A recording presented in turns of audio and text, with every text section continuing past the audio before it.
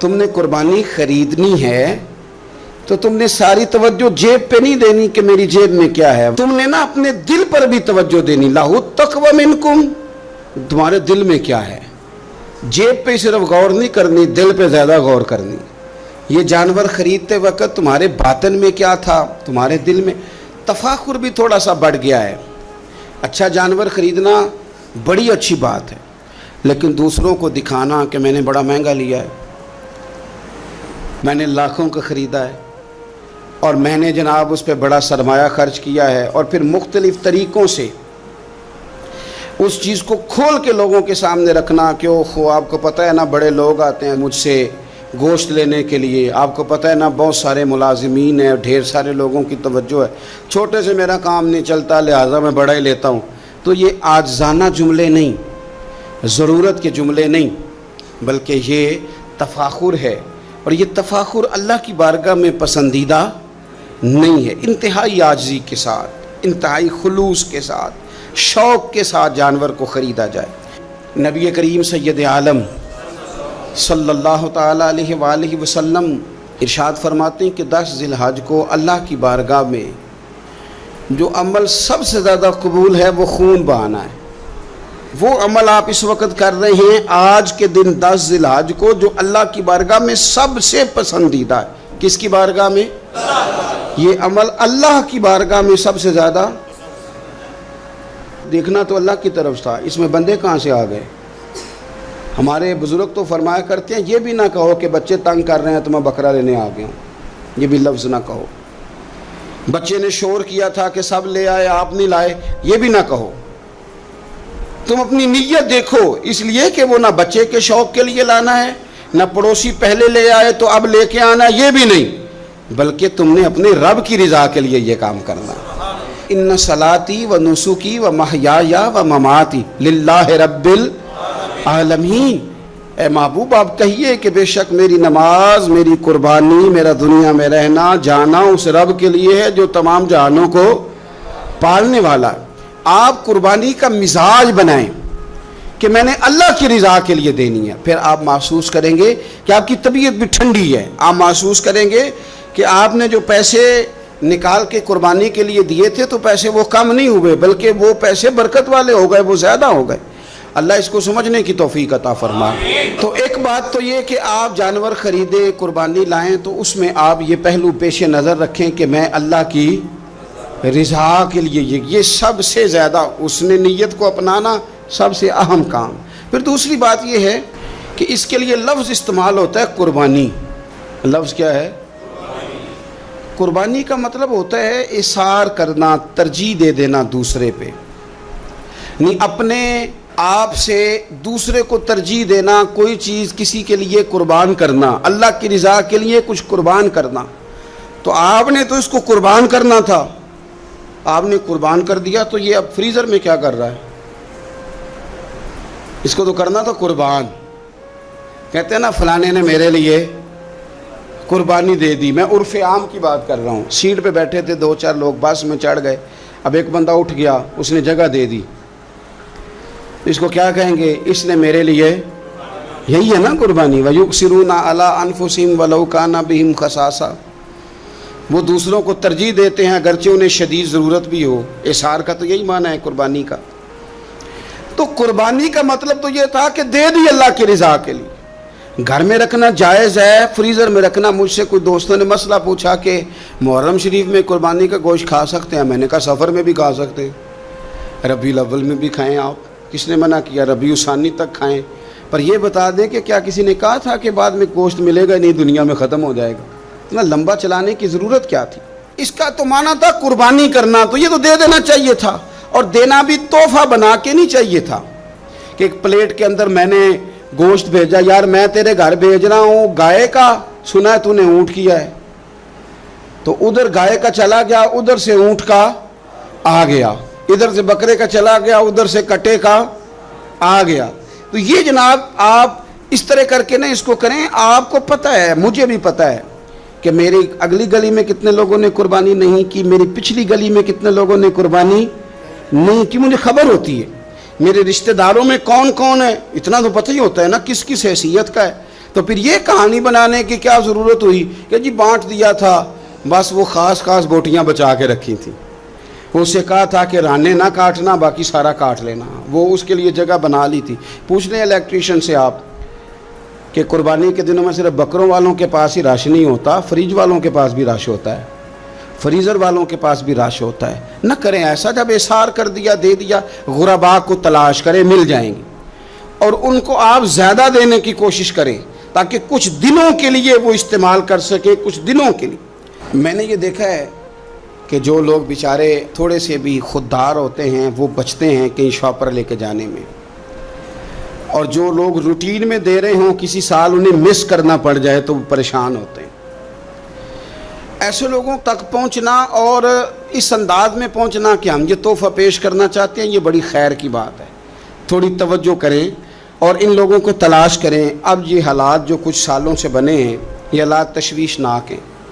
امیر آدمی کا تعلق امیروں کے ساتھ بن جاتا ہے تو اسے محسوس نہیں ہوتا کہ بل آئے تو کتنی پریشانی ہوتی ہے، اسے محسوس نہیں ہوتا کہ کچن چلانا کتنا، تعلق بن جاتا ہے نا امیر لوگوں کے ساتھ۔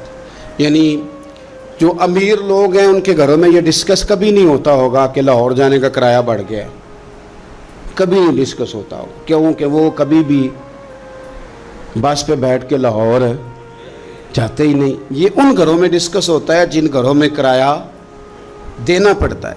تو کمر توڑ مہنگائی ہے، چیزیں لوگوں کی پہنچ سے دور ہوتی جا رہی۔ اس موسم کے اندر اللہ نے کچھ لوگوں کو موقع دیا ہے کہ وہ پوری گائے ذبح کریں گے، وہ پورا اونٹ ذبح کریں گے، وہ کئی بکرے کاٹیں گے۔ تو بھئی آپ تو کھاتے رہتے ہیں، اب ادھر سفر کریں جن لوگوں کے پاس یہ سارا سال چیزیں اس وافر انداز میں میسر نہیں ہوتی، ان کے ہاں آپ جائیں، آپ وہاں ان چیزوں کو بانٹیں اور تھوڑے شوق کے ساتھ بانٹیں۔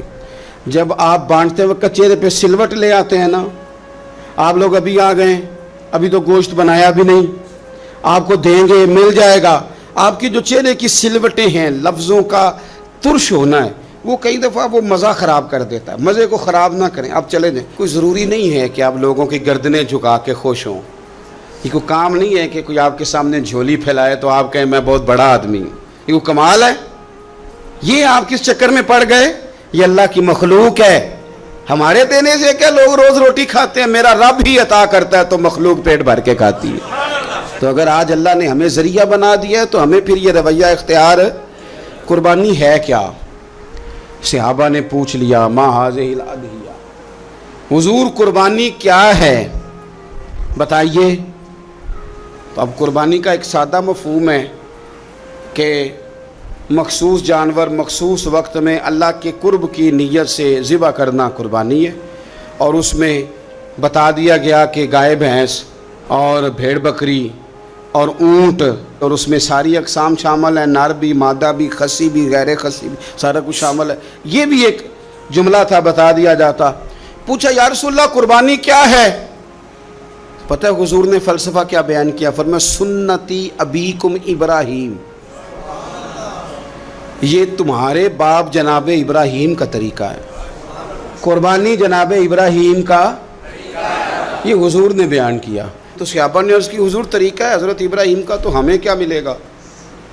فرمایا ہر بال کے بدلے اللہ نیکی عطا فرمائے، جانور کے بدلے نہیں، جانور کے ہر۔ تو حضرت ابراہیم نے قربانی کیسے کی؟ قرآن مجید ہے اور سورہ صافات ہے، حضرت ابراہیم کی قربانی بھی قرآن نے بیان کی۔ بات کہاں سے شروع ہوئی؟ جناب ابراہیم نے دعا مانگی ربی ہب لی من الصالحین، اے اللہ مجھے صالح بیٹا عطا فرما۔ اولاد کی طلب صرف ماں کو نہیں ہوتی، باپ کو بھی بڑی ہوتی ہے۔ یہ الگ بات ہے بچے سپورٹر ماں کے ہوتے ہیں، باپ کو بھی بڑی طلب ہوتی ہے۔ ربی ہب لی من الصالحین، اللہ مجھے صالح اولاد عطا فرما، پہلے دعا مانگی۔ رب فرماتا فبشرناہ بغلام حلیم، ہم نے انہیں عقل مند بیٹے کی خوشخبری عطا فرمائی۔ انہوں نے صالح بیٹا مانگا، اللہ نے حلم والا بیٹا عطا کیا، بیٹا مل گیا۔ فلما بلغ معہ السعی، پھر جب بیٹا ان کے ساتھ کام کرنے کے قابل ہو گیا، بندہ رات کو تھکا ماندہ گھر آئے نا تو بیٹا تھوڑا سا بڑا ہو جائے تو اس کو چارپائی پہ لیٹا دے کے ابا بڑا راضی ہوتا ہے۔ چلے زیادہ शायरों ने शान अम्मा की लिखी हैं, इसमें शक कोई नहीं, उन्होंने नहीं अब्बा की तरफ तवज्जो दी, उनकी मर्जी है।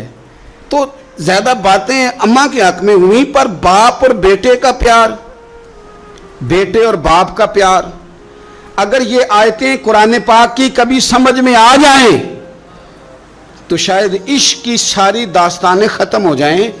बेटा भी अपने बाप से बड़ा ही प्यार करता है, बाप भी अपने बेटे से बड़ा। ये दुआ हजरत इब्राहिम ने मांगी, या अल्लाह साले बेटा दे। अल्लाह ने फिर कहा कि मैंने खुशखबरी दी हिल्म वाले बेटे की, फलम्मा बलगा माहू साया, फिर बेटा जब साथ चलने के काबिल हो गया, काला या बुनैया इन्नी अरा फिल मनाम, कहा ए बेटे मैंने ख्वाब देखी है, क्या, अन्नी अज़बाहु का, मैं तुझे ज़िबा कर रहा हूँ, फन्जुर माज़ा तरा, बेटे तेरी राय क्या है, मैंने ख्वाब देख लिए, मैं ज़िबा कर रहा हूँ, तो अपनी राय बता। राय इसलिए नहीं पूछी कि अगर वो कहेंगे ना ज़िबा करो तो नहीं करेंगे, राय इसलिए पूछी है कि लोगों को पता चले कि जिस पुत्र की तरबियत हज़रत हाजरा ने की है और जिसकी रगों में हज़रत इब्राहीम खलील का खून है और जिसकी पेशानी में नूरे मुहम्मदी चमकता है सल्लल्लाहु ताला अलैहि वसल्लम, उनके ख्यालात क्या हैं पता चले। और ये पूछा भी इसलिए ताकि लोगों को समझ आ जाए कि अगर हज़रत इब्राहीम ज़िबा करने को तैयार थे तो जनाब इस्माइल ज़िबा होने को तैयार, लोगों की समझ में बात आ जाए। फंजुर माज़ा तरा, तेरी क्या राय है, कुर्बान जाएं। ये भी अंदाज है बेटे का बाप के साथ। ये नहीं कहा कि अब्बा जी ज़िबा कर दें आप, ये नहीं कहा। खाला या अबतिफ अलमा तो उमर, कहा है अब्बा जी आप करें वो जिसका आपको हुक्म दिया जा रहा है। रब जो कहता है ना आप वो मेरे साथ कर दें। अगर अल्लाह कहता है ज़िबा करें तो ज़िबा कर दें, अगर वो फरमाता है इसके टुकड़े टुकड़े करें तो टुकड़े टुकड़े कर दें। जो रब कहता है वो करें। मुझे आप इंशाअल्लाह सब्र करने वालों में से पाएंगे। करें, मैं तैयार हूँ, करें। बेटा है, सालों के बाद जनाब इब्राहीम ने देखा है, अब वो इस उम्र को पहुंचा है कि वो काम करने के काबिल हुआ, साथ चलने के काबिल हुआ, हुक्म आ गया। देखो एक मुश्किल वो होती है कि तबलीग करनी है, काफिरों को रास्ते में मुश्किल आ गई। एक मुश्किल वो थी कि काफिरों से लड़ाई करनी थी तो रास्ते में मुश्किल है। यहाँ तो कुछ भी नहीं, बैठे बिठाए रब ने कह दिया करो बेटा ज़िबा। समझ आती है कि यारी तेरी सोना है पर अज़मैशां भी तेरियां अग, ये सोना परखिया जामदा ही पहलों नाल लगा दे लग। वो अपने प्यारों को ना बैठे बिठाए भी इम्तिहान ले लेता है। कहा मैं तैयार हूँ, मुझे सब्र करने वालों में पाएंगे। फलम्मा अस्लमा व तल्लहु लिल जबीन, अल्लाह फरमाते हैं जब दोनों हुक्म मानने को तैयार हो गए तो बाप ने बेटे को पेशानी के बल लिटाया। शैतान बड़ा सर पिटाया, दौड़ा, मैंने तो गुमराह करना था आदम की औलाद को, ये क्या बना। अल्लाह की रज़ा के लिए बेटा तक कुर्बान करने को तैयार हो गए। दौड़ के जनाब हाजरा के पास गया। पता है आज क्या होने लगा है? पता है जनाब खलील कहाँ ले गए हैं जनाब इस्माइल को? कहने लगी सैर व तफरीह के लिए गए हैं, यही हैं। कहने लगे नहीं, वो तो ज़िबा कर देंगे। जनाब हाजरा कहने लगी कभी बाप ने भी बेटे ज़िबा किए? का उनका गुमान है कि रब का हुक्म आया है। फरमाने लगी तुम मरदूद शैतान है, अल्लाह के नबी का गुमान नहीं होता, रब के नबी को वही आया करती है। दौड़ जा इधर से। अगर मेरे मालिक ने मेरी गोद का पाला मांगा है तो एक इस्माइल है, काश मेरी गोद में हजारों होते, मैं एक एक करके सारे अपने रब के नाम पे कुर्बान कर दे। दौड़ के आया जनाब इस्माइल अलैहिस्सलाम। पता है आपके वालिद कहाँ ले जा रहे हैं? फरमाया यहीं सैर के लिए। कहने लगे नहीं, उनको तो ख्वाब आई है, रब का हुक्म आया है, वो तो ज़िबा कर देंगे। तो फरमाया ठीक है, मेरे वालिद ज़िबा करेंगे तो मैं ज़िबा हो जाऊंगा, आपने मेरी बात को समझना है। फिर हज़रत इब्राहीम के रास्ते में आया, कहने लगा इब्राहीम हज़रत जिब्रील तो आए ही नहीं, आपको तो हुक्म हज़रत जिब्रील के ज़रिए आता है, आप ख्वाब देख के बेटा ज़िबा करेंगे। रोड़े उठाए, कंकर उठाए, जोर से मारे, वो दूसरी जगह आ गया, फिर कंकर मारे, फिर तीसरी जगह आ गया, फिर कंकर मारे। क्या दुनिया में ये भी अंदाज भी है कि रोड़े मारे तो इबादत का सवाब मिले? आप मेरी बात को समझना यार, रोड़े मारो, रोड़े कौन मारे? हाजी साहब मारे। एक दफा मारे, कहा नहीं 3 दफा मारो, 3 दिन मारो, आओ रोड़े मारो। या अल्लाह, रोड़े मारना भी इबादत है? पत्थर मारे, कंकर मारे, फरमाया मारो ना, तुम्हें पता नहीं ना कि वो जायका कितना है जब मेरे खलील ने मेरी खातर रोड़े मारे थे। मेरी खातर रोड़े मारना भी इबादत करार दे दिया।